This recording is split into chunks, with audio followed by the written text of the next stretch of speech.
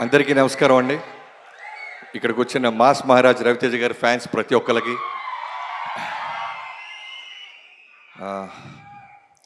చెప్దాం.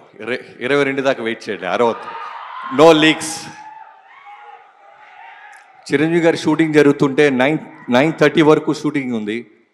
10 to 9కి అడిగాను, అన్నయ్య రవితేజ గారి ప్రీ రిలీజ్ ఈవెంట్ ఉంది, ఆడియో వెళ్ళాలి అంటే, నా తమ్ముడిదే కదా వెళ్ళు త్వరగా అని 10 నిమిషాల ముందే పంపించేశారు.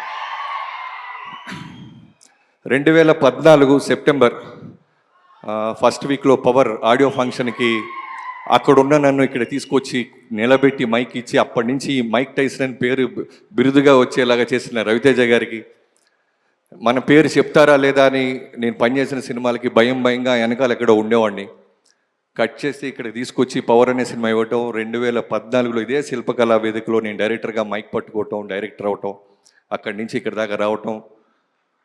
దిస్ మ్యాన్ రవితేజ గారు అంటే ఆయనకి ఒక గుడ్ హ్యాబిటా బ్యాడ్ హ్యాబిట్ తెలియదు. ఒక గొప్ప క్వాలిటీ ఏంటంటే జీరోలో ఉన్నవాడిని డైరెక్టర్ని చేస్తారు, ఫెయిల్యూర్లో ఉన్నవాడిని సూపర్ సక్సెస్ఫుల్ డైరెక్టర్ని చేస్తుంటాడు ఆయన. ఒక సినిమా కొత్త డైరెక్టర్ ఏదైనా ఫ్లాప్ ఇస్తే మళ్ళీ ఇంకో కొత్త డైరెక్టర్కి సినిమా ఇవ్వాలంటే ఖచ్చితంగా ఆలోచిస్తారు. బట్ రవితేజ గారు ఇస్తానే ఉంటారు.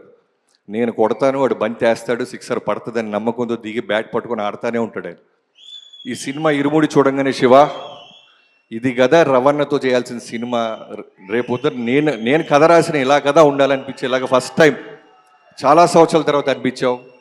టీజర్ కానీ సాంగ్ కానీ రవితేజ గారిని నిజంగా దగ్గర నుంచి చూసే వాళ్ళకి అర్థం అవుద్ది ఆయనలో ఉన్న passion, fire.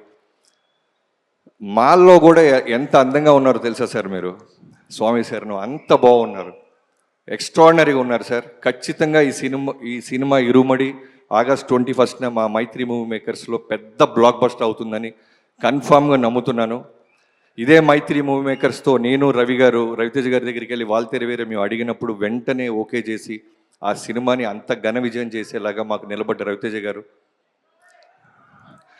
So thank you so much. అలానే జీవి గారు, చాలా బాగుంది audio, and me background score గురించి చెప్పక్కర్లేదు.